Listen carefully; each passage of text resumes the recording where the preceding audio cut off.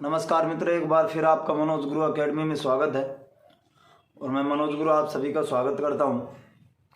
और आज हम पढ़ेंगे हिंदी का समास टॉपिक, जो अक्सर कंपटीशन एग्जाम में इसमें से काफ़ी सवाल आते हैं। तो आज हम समास को लेकर के चर्चा करेंगे, समास के बारे में जानकारी प्राप्त करेंगे। तो आज का जो टॉपिक रहेगा वो रहेगा समास। क्या रहेगा? समास के बारे में हम जानकारी लेंगे। समास किसे कहते हैं? तो मित्रों मैं आपको बता दूं, समास का जो शाब्दिक अर्थ होता है, अर्थात इस शब्द का जो शाब्दिक अर्थ है समास का, वो होता है संक्षेपण। क्या होता है? संक्षेपण, अथवा छोटा रूप भी कह सकते हो। इसका शाब्दिक अर्थ होता है छोटा रूप या संक्षेपण। क्या होता है? छोटा रूप या संक्षेपण हम इसे कह सकते हैं। और जो ये समास जो है, ये समास शब्द का निर्माण कैसे हुआ इसकी भी जानकारी हम लेते हैं। इस समास शब्द का निर्माण, जो ये समास शब्द है, इस शब्द का निर्माण किस प्रकार होता है ये भी हम समझ लेते हैं। समास शब्द का निर्माण होता है मित्रों, सम उपसर्ग में अस धातु और घ प्रत्यय जुड़ने पर, अर्थात इसका निर्माण हुआ सम उपसर्ग में अस धातु और घ प्रत्यय जुड़ने पर। तब क्या बना? सम उपसर्ग बना।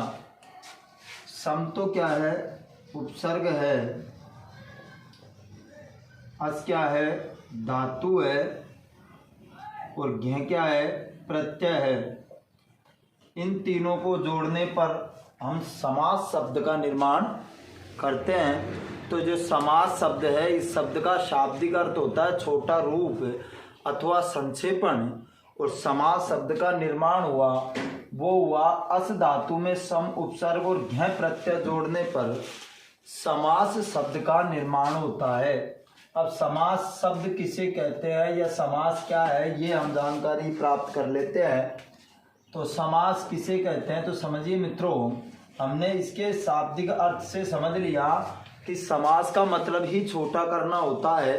तो समास है क्या कि जब दो या दो से अधिक शब्दों के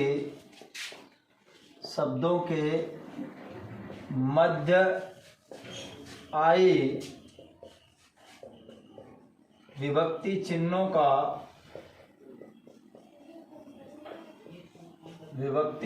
का जब दो या दो से अधिक शब्दों के मध्य आए विभक्ति चिन्हों का लोप करते हुए, विभक्ति चिन्हों का लोप करते हुए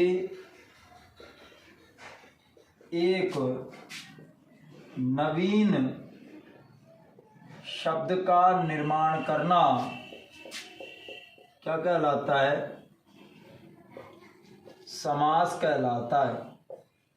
जब दो या दो से अधिक शब्दों के मध्य आए विभक्ति चिन्हों का लोप करते हुए और एक नवीन शब्द का जब हम निर्माण करते हैं, वह निर्माण करना ही समास कहलाता है।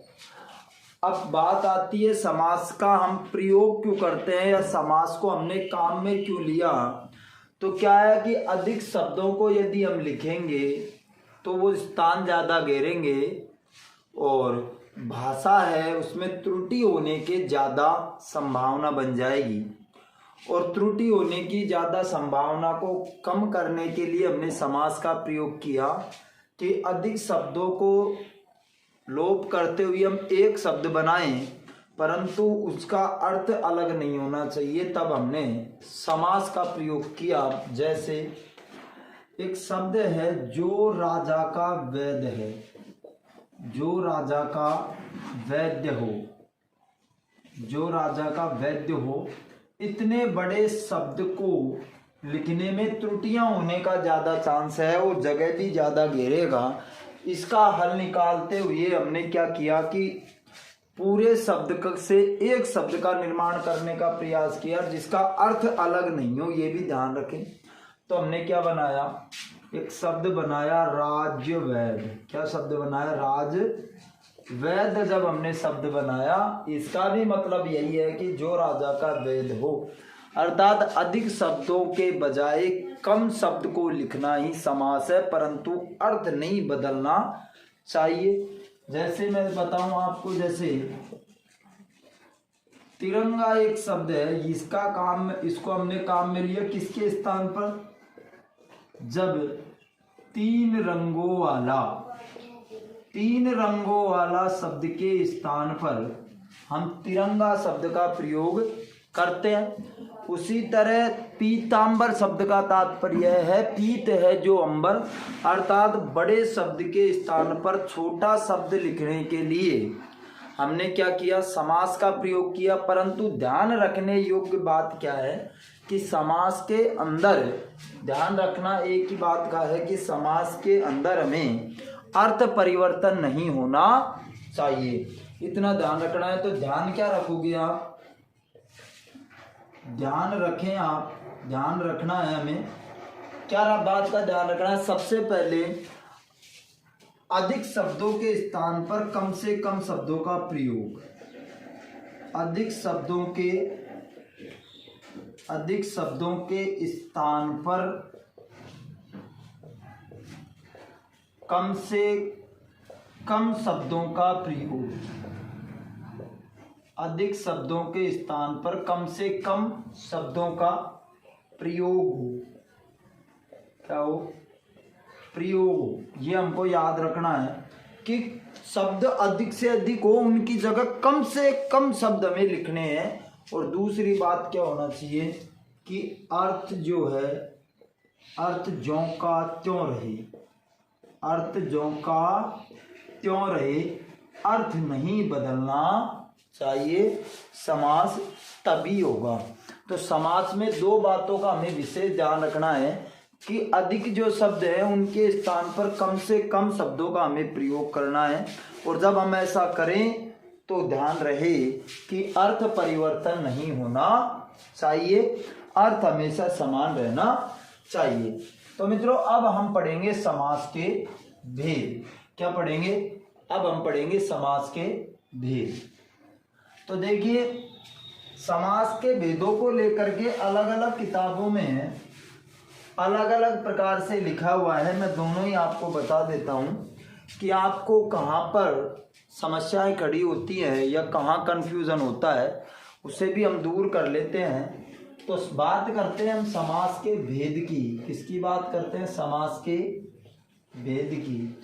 अर्थात मौलिक दृष्टि से यदि बात करें, यानी कि प्राचीन रूप में हम बात करें, तो समास के कितने भेद थे, 4 भेद थे। पहली बात कर रहा हूं मौलिक रूप से, मौलिक दृष्टि से यदि समास के भेदों की बात की जाए तो समास के केवल 4 ही भेद थे। नंबर 1 था अव्ययी भाव समास। कौन सा, अव्ययी भाव समास। अव्ययी भाव समास नंबर 1 पर था। मैं बात कर रहा हूं मौलिक दृष्टि से, यानी कि सबसे पहले जो था, यानी शुरू में जब हमने हिंदी व्याकरण बनाई उस समय समास के कितने भेद थे, तो 4 भेद थे। मौलिक दृष्टि से समास के कितने भेद थे मित्रों, 4 भेद थे। मौलिक रूप से समास के 4 भेद थे। कौन कौन से, तो अव्ययी भाव, दूसरा है द्वंद्व समास, दूसरा क्या है, द्वंद्व समास है नंबर 2। नंबर 3 है बहुब्रीहि समास।